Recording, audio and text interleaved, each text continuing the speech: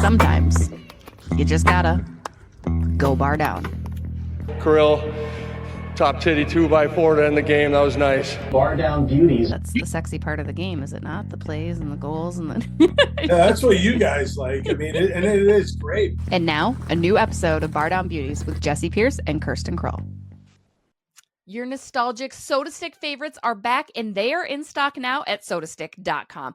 From the Met Center colored seats, my personal favorite tee, to the getting blown out the Metrodome door, rep the Minnesota sports timeless vibes with a SotaStick hat, hoodie, tee, whatever suits you and their nostalgic vibes. SotaStick has all the best gear in the game. Don't forget to smash Bar Down Beauties at checkout for 15% off all your purchases. Again, that's at SotaStick.com.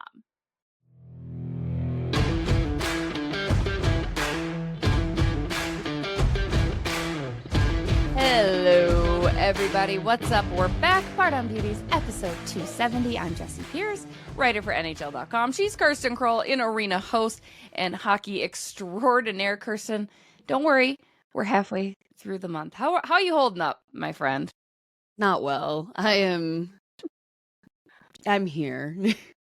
That's good. You're making it through. We got college hockey coming up this weekend as well in St. Paul, but obviously let's start with the Minnesota Wild, Kirsten. I'm not going to lie. Before victory, we're recording this now on a Tuesday, so apologies for the delayed release, but before them getting the 2 points from the Kings on Monday night in St. Paul, I truthfully, Kirsten, started to think that maybe they would not make the playoffs. The way that they'd been playing, those two losses, not good losses. St. Louis, hot and hungry. I was feeling that at time 6 points was going to dissipate very quickly between the Wild, and I had the first kind of like, oh my gosh, they might actually blow this up, and it just might be an extreme problem. I had that feeling. Now I don't have it as strongly now, but it's still there in the back of my head. Yeah, and I think that's fair. I think it's going to come down to how it does every single time it seems the Wild put themselves in this position, and down to the last game or two of the season before we officially know. I mean, and that's the way of the Central Division, right? I'd love to be in the Pacific where the teams suck and just absolutely drop off. Like, that sounds really nice. Minnesota, as of today, currently sitting, was it 9 points? 8 points. 8 points ahead of the St. Louis Blues, still in that wild card spot. Only 4 points back of Colorado. Now, we've talked about it before, Kirsten. I'm set in a wild card spot. I don't want number 3. I don't want, especially to go up against Dallas. I don't want that. I want to stay as a wild card. What say you? I think I have a different pessimistic perspective. I just hope we make it to the playoffs. I'm not sure we're going to get past the first round regardless of who we play.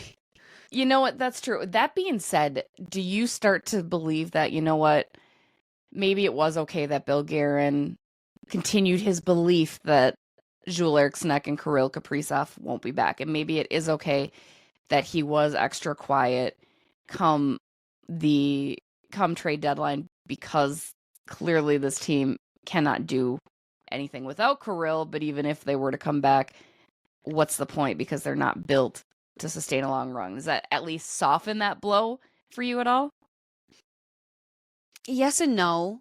I guess I think I said at the time too, like, I appreciated the emphasis on the future, because we're just not built to be a team this year that's going to make a big run. If you would have asked me at the start of the year, I felt differently. But if you ask me where we sit now, no. I just think there's decisions that have been made that just still don't make sense to me, like in the short term even. But I still appreciate, I guess, the focus longer. Like what? Out. This is a safe space. What decisions are you still pondering and questioning? Not putting one player on LTIR. Yeah. See, I was more or less my going. biggest gripe. My biggest gripe continues to be, and again, I will reiterate, I will beat this down. I was not particularly attached to a Marat Huznidinev. I wasn't particularly attached to a Jakub Lauko. I would, in fact, probably say Jakub Lauko is like a half a player at this point, because you weren't going to re-sign him during free agency, and he was hurt a lot. And I don't know that that's going to get better. And Marat, was fine. Again, as we succumb to, he is your third, fourth line guy with speed. The thing that frustrates me is he had speed.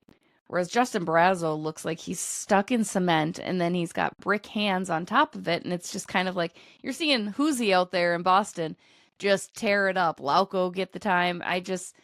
That one still really is a head scratcher. I'm still waiting to see the fruits of that labor, and I just don't. Again, it's not that I loved these players because they were just your average fourth liners, but at least they had that jolt of energy that the team needs, especially right now, because I don't know about you, Kirsten.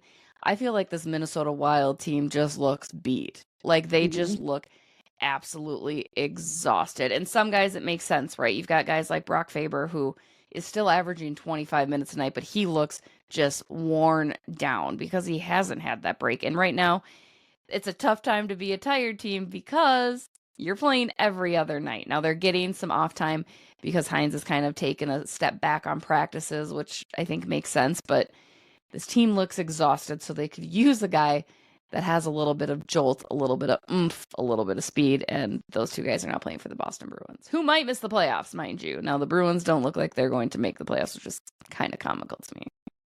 Yeah, I don't know. The way Boston was playing, I guess they weren't even on my radar as a team to be on the lookout for, really, to make a push into fair postseason. Fair. I don't know. How do you find that energy right now for this if you're the Minnesota Wild, right? Like, I think obviously a win helps, but the way that they're playing hockey too, the very shut down defense, because they can't generate anything offensively, which is so frustrating to watch, which again, Kirill Kaprizov, for instance, is still leading the team in goals. I don't know if you guys know that. He hasn't played in like 30-some games. He is still leading the team in goals. That's a problem. If you're Kirill, that's a problem. If you're the Wild management team, that is a problem. You cannot have a guy who hasn't played in over a month be your team leading goal scorer. Now, and it's not that Kirill was out here ripping 50 goals before he got hurt. He's 23 goals. That's a little bit concerning. But that being said, you don't have the offensive output because there just seems to be no energy. How do you muster that up? How do you find that if you're a professional athlete to like just be like, we got to get through this. We got to find that energy because again, there's no rest for the weary because as soon as the regular season's done, you're right back into it with the hard hitting playoffs too. If they find out how to have that energy, I need them to let me know because I also need it at this point. But I don't know. It would just be nice to see you. We saw depth at the start of the season, and now it's like, where did that go? Everyone has drastically fallen off, and I don't know how to make sense of it. It doesn't, right? Like, and I think, and that's where I go back and forth, back to the question about the trade deadline, because did you see, I let you answer, and I didn't interject with an answer myself yet, because I didn't have one, but it was percolating in the old brain. It makes me wonder if I would have still liked, and I asked for a bottom six. Now, Gus Nyquist, when he came in, I heralded him, right? I was excited. I remember what Gus Nyquist did when he was here, his first go around for the Minnesota Wild. It was great. Now, to be fair, I didn't quite do my due diligence on how Gus Nyquist is in his career right now.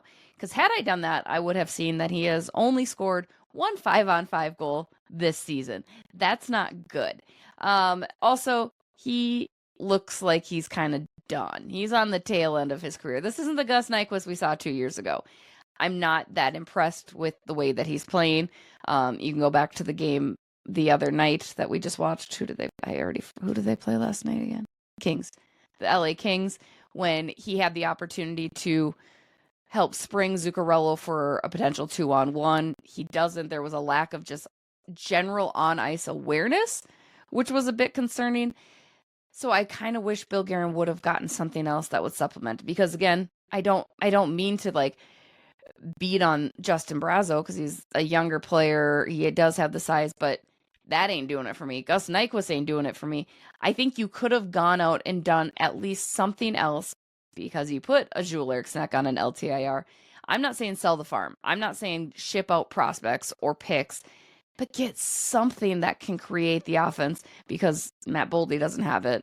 He hasn't scored a goal in 11 games. Marco Rossi's struggling to find it. Matt Zuccarello, as self-deprecating as he is, talked about that last night post-game saying, I don't have it. I didn't pass because I wasn't thinking I could even hit somebody's tape. I'm playing so poorly. Like, you need something else, that new breath of air, a new injection. I really could use another bottom six forward. I don't no notes. Like, I don't know what else to say. There's nothing else to say at this point, I think, for this team in general, which is hard, right? Like, are you okay with watching them be a more defense heavy team if it means that they're winning? It means it's not the sexy hockey, right? It's not the fun hockey. It's not the spice that Kirill Kaprizov obviously brings, or even that Joel Eriksson Ek brings.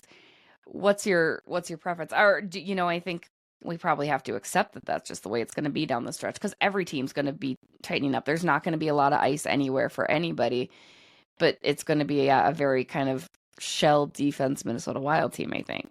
I mean, and I'm okay with that. I put more of an emphasis on defense regardless, but right now, if I was in that locker room, I would be like, just make it to the playoffs, like secure your spot in the postseason. Because also it'd be awful to miss the playoffs 2 years in a row. Mm-hmm.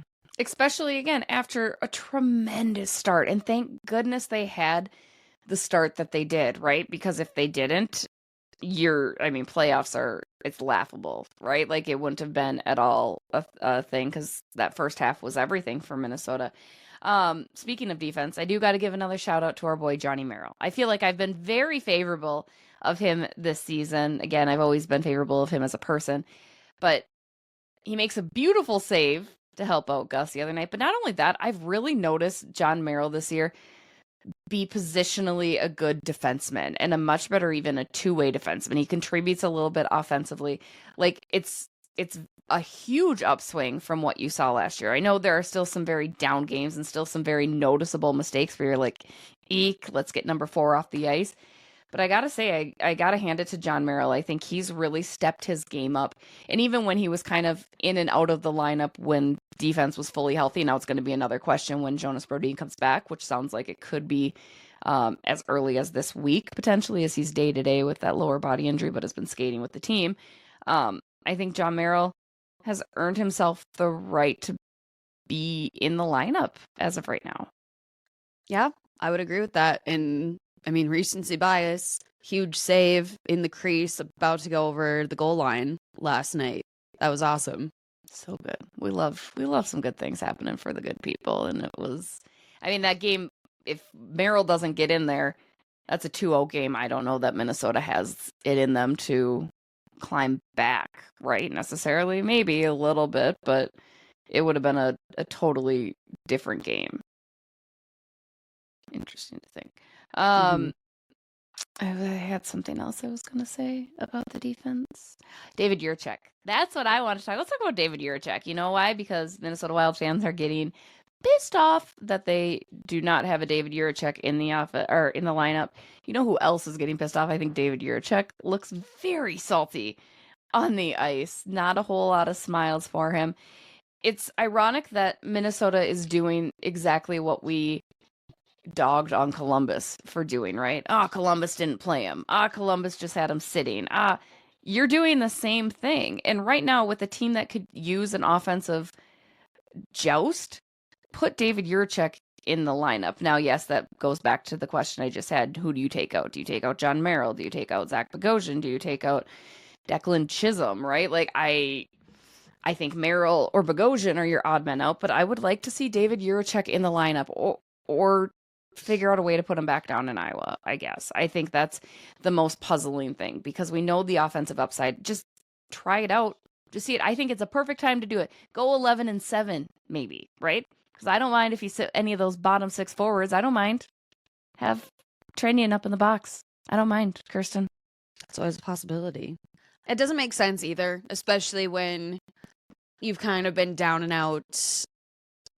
Going back to like the St. Louis game, that was a terrible game. So it's like, why wouldn't you have tried it just to see how it would have worked? It couldn't have hurt. It could have only helped. Yeah, I rolling with the same line doesn't always make sense when you're not getting what you need, right? Like, and I have seen, I know, what's up? They've been doing a lot of that. Yeah, which makes my job easier as a line heathen advocate. Like, I can easily give you the lines because I have them at the ready. But my bigger question is you need to do something to get the offense going, right?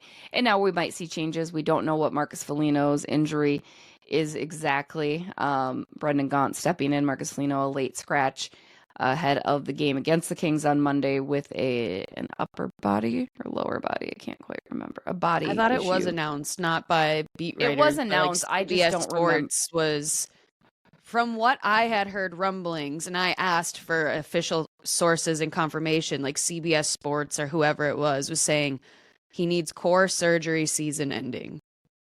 Wait, excuse me?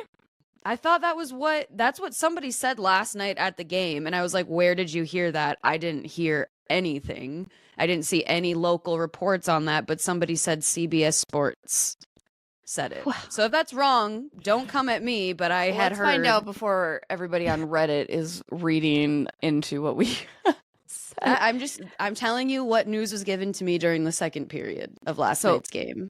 It's an upper body. So we got that. That was I thought it was upper body. And now I saw the reason it was more curious, Foligno did skate. There was an optional skate ahead of the Kings game. There were about 11 guys out there. Marcus Foligno was one of them. I didn't notice anything. Now, again, it was an optional. So they're not doing a heck of a whole lot except doing some circles and twirling around, right? Like, that's fine. He was down and out right away. So it makes me believe now he was going to get treatment because I had actually requested to talk to him, but he was gone.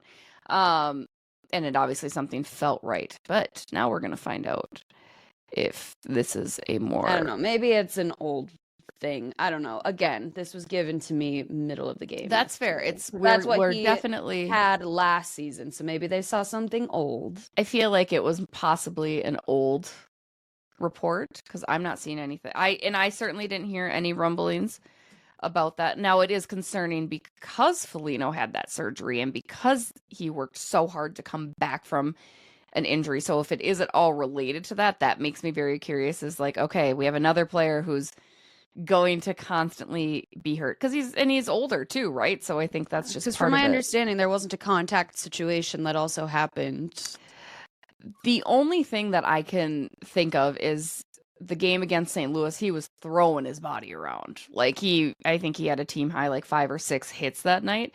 So the only thing I was thinking was maybe it was just a little bit of like soreness. I don't want to say soreness because that makes it sound like he was soft and sitting out for no real good reason, right? But I think maybe there was some heavy bruising because he was absolutely crushing people trying to get something going.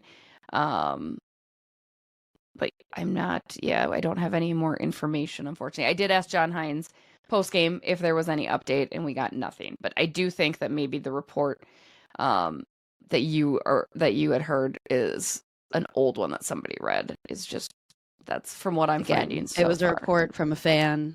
Yeah. Thought Fans, when I guys, asked come him on. to double check, it was reliable that he went back and checked because I was like, I That's haven't heard true. anything.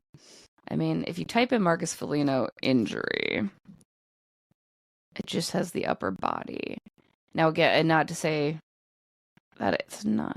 You said CBS Sports, right? He said. I don't know. That's what he said last night. It's all the old stuff I've seen, so we don't need to spend too much more time delving in. Sometimes I like to just do our due diligence. I don't see it. I'm not going. I refuse. How about this? I just refuse to believe it because I just do. I don't know. I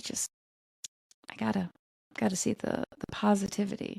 There was somewhere I was going with this. Well, with Marcus Foligno out, Brendan Gaunt obviously gets an opportunity. Meh. I don't really care for that. I do have to take a look, and Kirsten, I'm so bad at this, and one day I'm going to be good at it, and you're going to be good at it, and we're going to know the things about money. Because there's a reason I believe they can't recall Liam Ogren at this point, because you could certainly use a Liam Ogren, I think, but I have to imagine it's a salary cap situation, right? All the more reason to have put at least one player on LTIR. Do you have a preference onto who it would have been? Like, if I were to say, like I've told you, I've continued to hear that X injury is more substantial than they want you to believe. And again, the update as of Monday was both players are progressing off the ice. Off the ice means they ain't getting close to being on that returned roster because you need to get a couple practices in. The team's not practicing as frequently because they're playing every other night. That runway for a regular season return is quickly shortening. But do you have a preference, Kirsten, as to which player it was? Did you want to see both of it? I mean, what would be your opinion there? I mean, I'm shocked they didn't put Eck on LTIR because from, again, rumblings I had heard, it was pretty damn near sure it was going to be season ending. Broken bones, hard cast. Yeah. You don't really just have that healed up in a month and a half. Right. No, I think I would have preferred Eck, especially again, and I think we touched on it last week. I do wonder if part of keeping Kaprizov off is because Kaprizov, rightfully so, because he's a competitor, was like, no, I don't want you guys to tell me I can't come back in the regular season. I've missed too much time. I'm coming back in the regular season. And I love that attitude. And I love the go get itness, the fire in his belly, if you will. I just feel like that's maybe a large reason. But at the end of the day, does he even get that kind of say with the medical staff or management to say, don't put me on LTIR? I don't, as much as we love him and as much power as he does hold, I don't think he holds that much power. I mean, I think he can tell Bill, because Bill makes that call, right? Based on, yes, of what he's hearing. I think from what I've read and what I've heard, the doctor that operated on Kirill is a very conservative doctor, which is why it's taking so long, right? They're being that cautious. So, because I've seen Kirill, I continue to see him down around in the locker or in the hallway post game, and he looks fine. Like, I mean, he's not limping around, he's not. I think they're just being extra cautious. So to your point, yeah, he can't necessarily tell the doctors he's going to go play, but I do think that he has Bill's ear being like, hey, you're not putting me and telling me I'm not coming back when I want to come back. Possibly. I don't know. I don't necessarily, I guess, agree with that perspective. I know. I don't know. Because otherwise it makes no sense. As you said, it makes no sense. It doesn't make sense. Oh, boy. It just makes no sense. If you're Kirill Kaprizov watching the way that this team is performing right now on the ice, how do you feel? Incredibly frustrated. Yeah. And it makes you question probably the legitness. Right? Like, that's like a big thing. Let's circle back on that now. The beginning of the year, I hate to go back to it, but it was such a fun time. Remember that? I remember those days so fondly when the Minnesota Wild was top of the league and you're like, holy cow, what is happening? This is incredible. Those days are long gone now. They're but a distant memory. However, that team showed Kirill that, okay, we're good. Surprise, like we're built pretty solidly. We've got Matt Boldy, who was doing very well. You've got Marco Rossi, who continued to grow. Kirill obviously doing his part, but I'm sure from Kirill's perspective, he's looking around and he's like, okay, we got this. We got money during free agency. We've got Danelia coming over. We've got Zebuyam to bolster the back end. We're going to be pretty good. And now it's like he's gone and he's seen no goals being scored at all. He's back to probably feeling like that savior, which again, I don't think he necessarily shies away from, but God, that's got to be exhausting to think that, okay, again, I'm the only one who can get this done on the team. And not to say that he's saying that in like a pompous way, but that's got to be just a very like hang my head down. Oh my gosh, is this team real or is it not? Yeah, I can only imagine you feel that kind of frustration.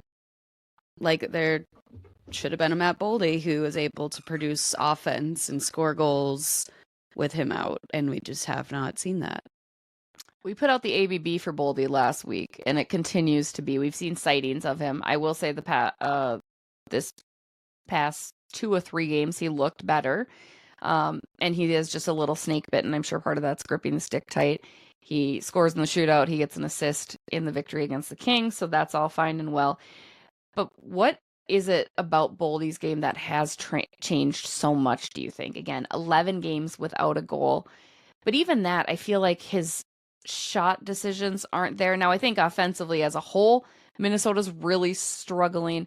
to get the right shots on, because you're looking at them, they're going like 100 feet wide, if not straight into the goalie, if not straight into a defenseman. Like they're being kept to the perimeter, which is hard, right? And they're not getting the bodies, which I need to see Matt Boldy do more. But what do you think he needs to do in order to get this monkey off his back? Because we've seen him be a very elite goal scorer, right? I think it wasn't a surprise when he was being talked about so highly. I mean, he played well enough to make the Four Nations team, because if we recall, he was not a shoo-in for that squad, right? Like, he was not a lock. Matt Boldy earned that spot because he played so well.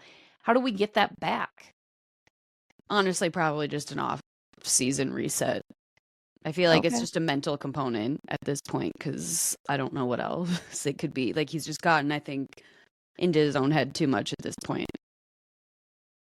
Yeah. I mean, and I had to kind of chuckle. John Hines was like, oh, no, but Boldy's still being consistent. He's doing it. I'm like, no, he's the definition of inconsistency, in my opinion. And I just don't know. Marco Rossi, how do you feel about his play? I feel like there's been so much hype on like Matt Boldy struggling. But Marco's been, let's just take he's been quieter, but he's not had nearly as long of a drought as Matt Boldy, to where I'm like, Marco Rossi is thrown under the bus. I mean, Rossi has not scored a goal himself. And again, it's a collective offensive problem.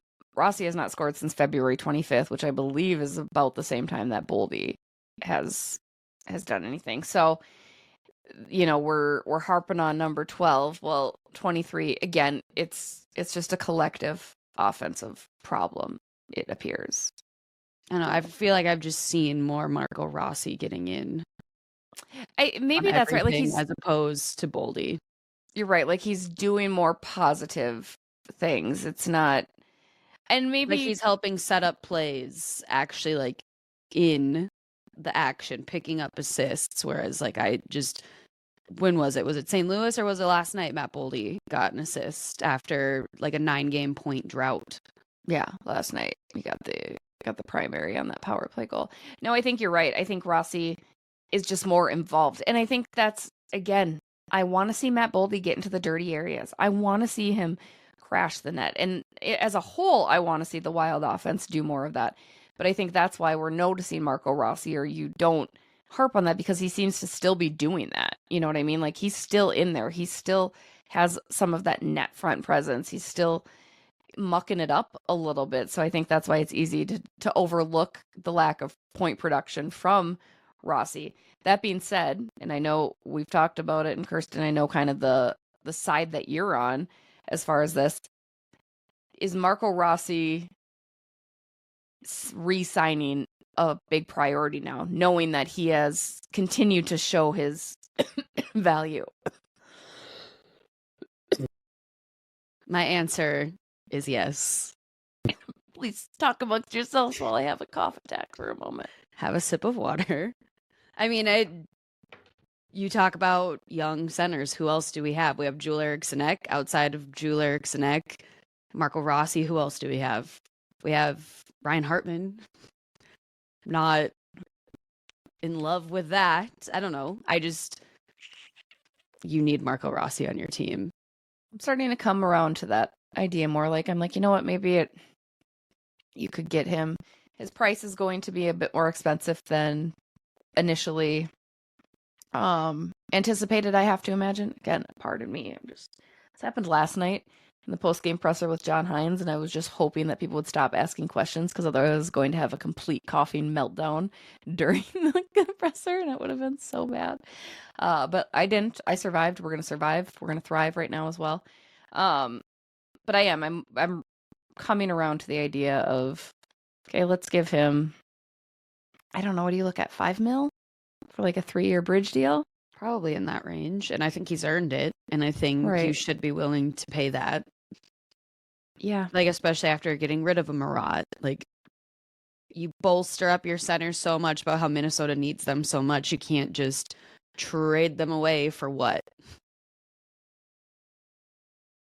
Yeah. And you don't want to, I mean, do you let him walk? Do you think there's no? Do you think there's much clamor for a Marco Rossi there? Yeah, there's teams that would be interested. He'd find a home. I mean, it wasn't even what was it, like last season? Name mixed around for the Calder race. Like, yeah, there's no reason to be sleeping on this man. Like, he's talented. He has earned a contract here in Minnesota. I think sometimes I hit the snooze on him, a little bit, just like, how many times do you hit the snooze in the morning? A lot. Same. This morning I hit it quite a few times, but I made it to the gym. We did it. We did the damn thing. Got up. We went. We thrived. It was nice. Yeah, that's really all we got for you guys this week. It's a nice short episode. It's a good one. Minnesota Wild, speaking of snoozing and sleeping, how excited are you for an 8:52 puck drop on Wednesday? I don't know why we allow that in Minnesota. Why are we flexing? Why don't we flex this game out? If I were ESPN, I'd be like, nah, never mind, we're good. Like, 8:52 playoff game. I can navigate that, right? Because it's a playoff atmosphere, the vibes are high, the energy's high. An 8:52 Wednesday night game against the Seattle Kraken does little to nothing for me. I am just so excited. Can't wait. If you can't tell, Kirsten's living her best life right now. She's just... I need a break. Day by Y'all, day. I need a break. I know. The end is near. The end is nigh. Is that the right term? Nigh? I don't think the end so. Is nigh. I don't think so either. But come see our smiling faces when the Wild leave, but we're still working. Next Monday at Tom Reed's, courtesy of our friends at Grain Belt. That'll be our next Buttes Live 6 p.m. show, 7 p.m. puck drop. We'll have some giveaways, trivia, all that good stuff, plus beer specials, food specials, everything you know and love about Tom Reed's. Kirsten, I do have to say shout out to everybody who found themselves at Tom Reed's and sent the pictures of our little coasters. It does really excite me. If you guys are ever at TR's just on a whim, there are Bar Down Beauties coasters there for you to use. So very proud of that. Very excited. And yeah, that's going to do it. Again, shout out to Talk North, shout out to Grain Belt, and shout out to our friends out at SotaStick. The Minnesota Wild continue the playoff push, and Kirsten and I continue to be tired and exhausted and living at a hockey rink, but we love what we do. So, you're here. All right, guys, have a great rest of your week. We'll catch you next week. Bye.